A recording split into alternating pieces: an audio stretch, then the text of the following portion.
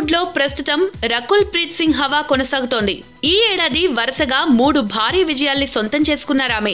తెలుగు, హిందీ భాషల్లో 5 చిత్రాల్లో నటిస్తూ బిజీగా ఉంది రకుల్.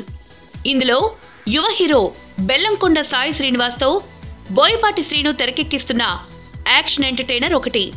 ద్వారకా క్రియేషన్స్ పతాకంపై మిరియాల రవీందర్ రెడ్డి ఈ చిత్రాన్ని నిర్మిస్తున్నారు. ప్రస్తుతం చిత్రీకరణ హైదరాబాద్ లో జరుగుతోంది.